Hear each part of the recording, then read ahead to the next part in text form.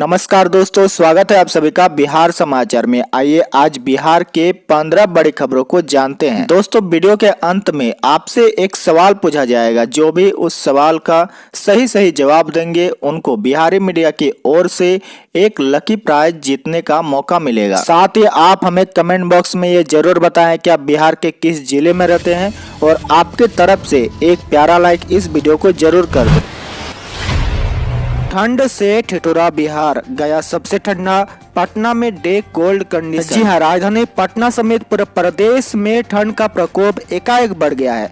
पटना में न्यूनतम तापमान 6 डिग्री से नीचे जा पहुंचा है। पटना का न्यूनतम तापमान कल सोमवार को 5.8 डिग्री सेल्सियस रिकॉर्ड किया गया, जबकि गया सबसे ज़्यादा ठंडा रहा। गया का न्यूनतम तापमान 4.1 डिग्री सेल्सियस रिकॉर्ड किया गया, जबकि पूर्णिया 8.6 और भागलपुर 9.2 डिग्री सेल्सियस रहा।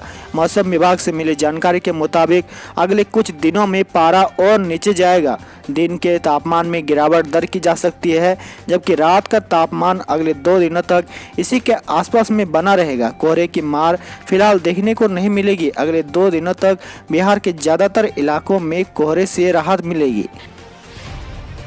बिहार के किसानों ने सिंधु बॉर्डर पर किया प्रदर्शन, कहा मोदी और नीतीश ने कर दिया तबाह। जी हाँ, कृषि बिल के विरोध में कई दिनों से सिंधु बॉर्डर पर किसानों का प्रदर्शन जारी है। इस प्रदर्शन में बिहार के किसान भी पहुंचे हैं। बिहार के सैकड़ों किसानों ने एकता मार्च भी निकाला है। किसानों ने कहा कि इस आंदोलन में एक एक व्यक्ति शामिल है।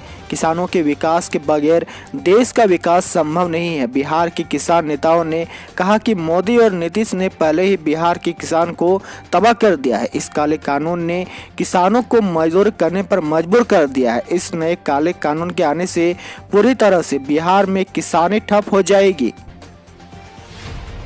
मोदी सरकार में मंत्री बनने से चुके थे, अब सीएम नीतीश ने बनाया जेडीयू का अध्यक्ष। आइए जानते हैं आरसीपी सिंह के बारे में। अरुणाचल प्रदेश में हुई टूट के बाद जेडीयू ने बड़ा फैसला किया है। सीएम नीतीश कुमार ने राष्ट्रीय कार्यकारिणी में संगठन महासचिव रहे रामचंद्र प्रसाद सिंह को अध्यक्ष बनाने का प्रस्ताव दिया है, जिसे सर्वसम्मति से मंजूर कर लिया गया है। आरसीपी सिंह ने नीतीश कुमार के करीबी माने जाते हैं और वर्तमान में राज्यसभा संसदीय दल के नेता भी है। आरसीपी सिंह 2019 में बने मोदी मंत्रिमंडल में शामिल होने वाले सबसे प्रबल दावेदार थे, लेकिन हिस्सों को लेकर जेडीयू और बीजेपी में ठन गई, जिसके बाद जेडीयू कोटे से कोई भी मंत्री नहीं बन सका। बीजेपी कोटे से नीतीश सरकार में मंत्री मंगल पांडे ने आरसीपी सिंह को जेडीयू के राष्ट्रीय अध्यक्ष बनने पर बधाई दी है।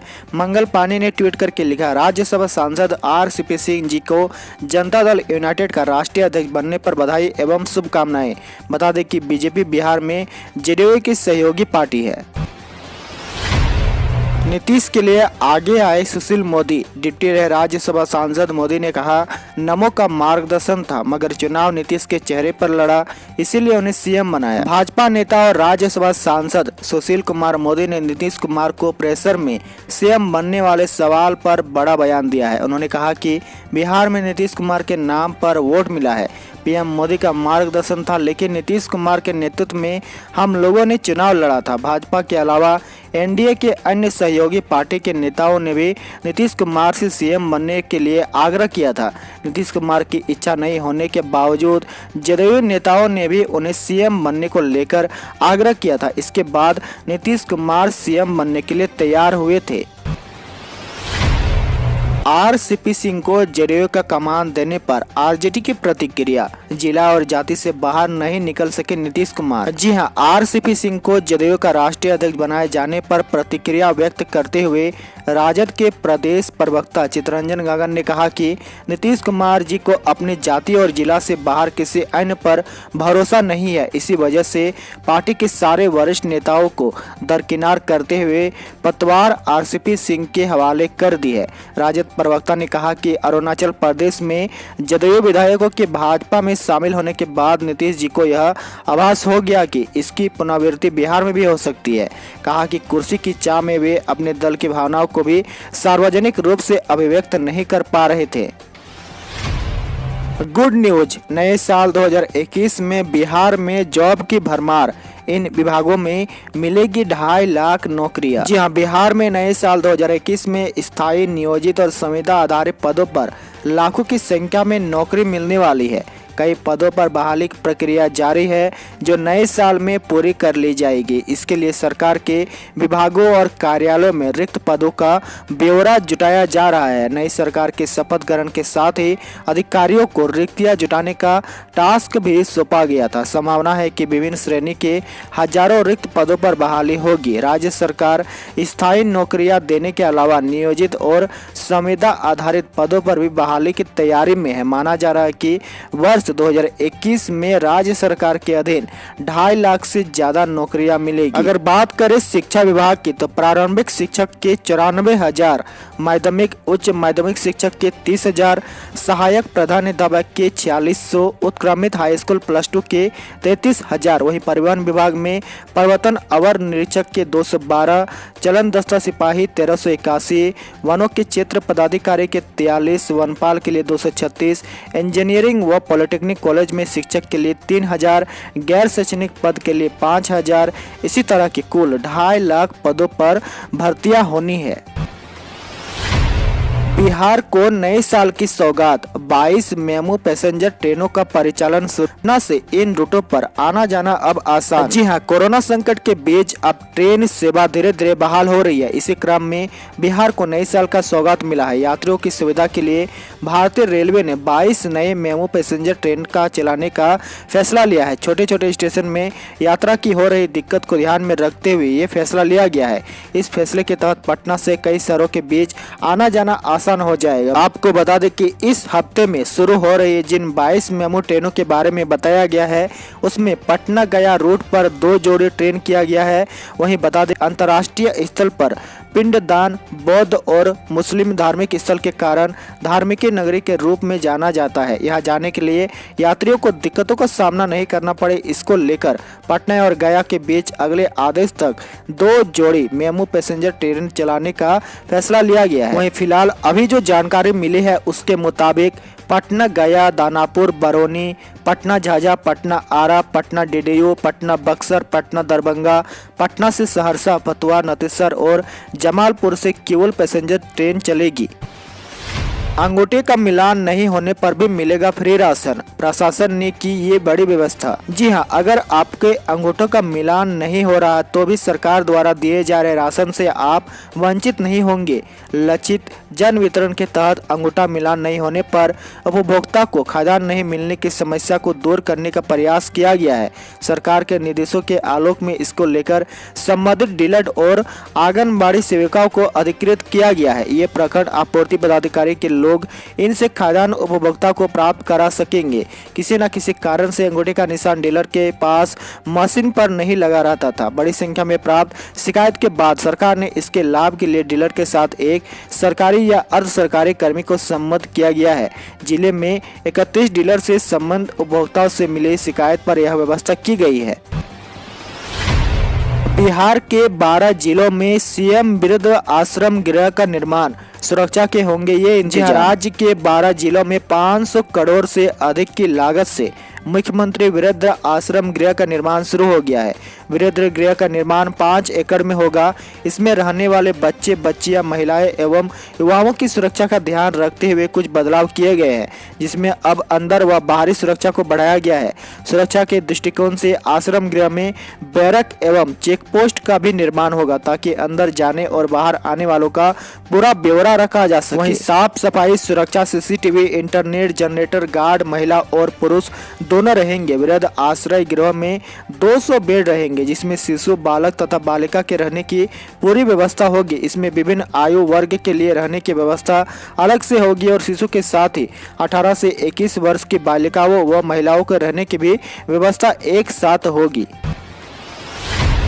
बिहार में नया बिजली कनेक्शन लेने वालों को नहीं करना होगा इंतजार, केंद्र बना रहा है नया कानून, इतने दिनों के अंदर होगा काम। जी हाँ, राज्य के लोगों को अब तय समय सीमा में ही बिजली का नया कनेक्शन मिल सकेगा। इसके लिए अधिक इंतजार नहीं करना होगा। इस दिशा में फरवरी 2020 में राज्य की बिजली कंपनी ने पहल की थी।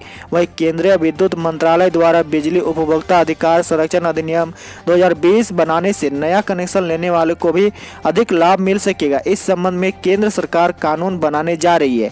इसका पालन नहीं करने वाले उपभोक्ताओं के अधिकारों का उल्लंघन करने वाले बिजली कंपनियों पर भारी जुर्माना लगाया जाएगा। सूत्रों के अनुसार बिजली कंपनी की तय प्रक्रिया और सही कागजात के साथ नया कनेक्शन और मौजूदा कनेक्शन बदलने के लिए आवेदन करने वालों के लिए केंद्रीय मंत्रालय के नियम में भी समय सीमा तय कर दी गई है। इसके तहत बड़े शहरों में यह अवधि 7 दिन से अधिक नहीं होगी।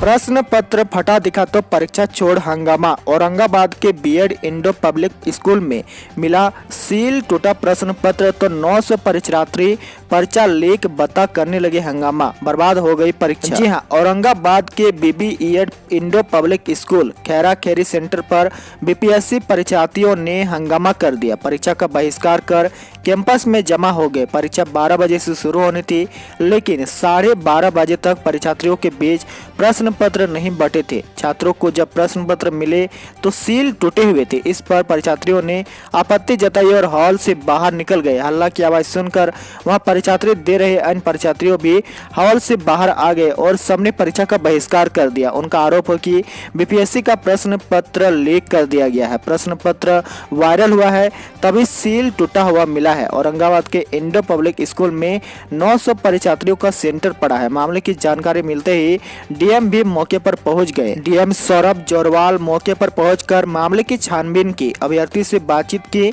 अभ्यर्थियों का सीधा आरोप है कि प्रश्न पत्र का सील टूटा हुआ है और इससे स्पष्ट होता है कि प्रश्न पत्र लीक किया गया है। बिहार सरकार को सम्मानित करेंगे राष्ट्रपति, कोरोना काल में बेहतर कार्य करने के लिए मिलेगा पुरस्कार। जी हां, बिहार सरकार को राष्ट्रपति रामनाथ कोविंद आगामी 30 दिसंबर को डिजिटल इंडिया अवार्ड 2020 से सम्मानित करेंगे। यह सम्मान कोरोना काल में बिहार सरकार द्वारा डिजिटल तरीके से लोगों को सहायता पहुंचाने को लेकर किया जाएगा।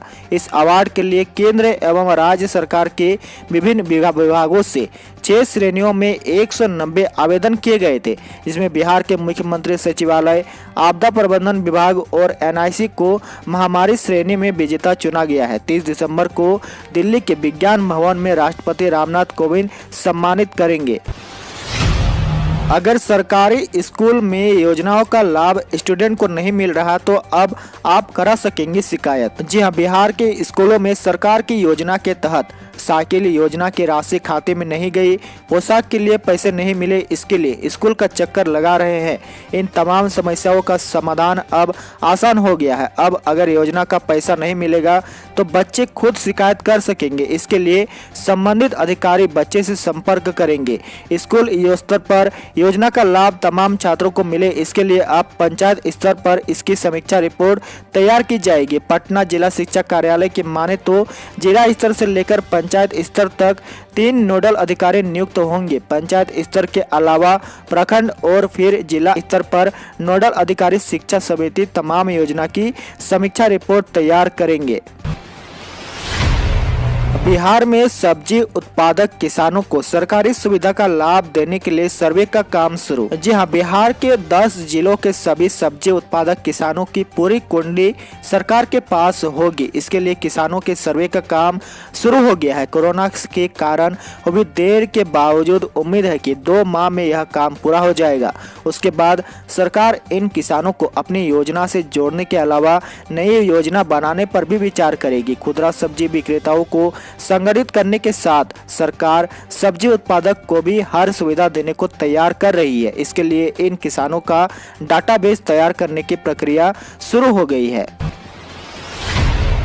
बात करते हैं राज्य में कोरोना अपडेट को लेकर। तो बिहार में कोरोना संक्रमण की रफ्तार अब धीमी हो गई। जी हां, राज्य में पिछले 24 घंटों में कोरोना के 300 लोग पॉजिटिव मिले हैं।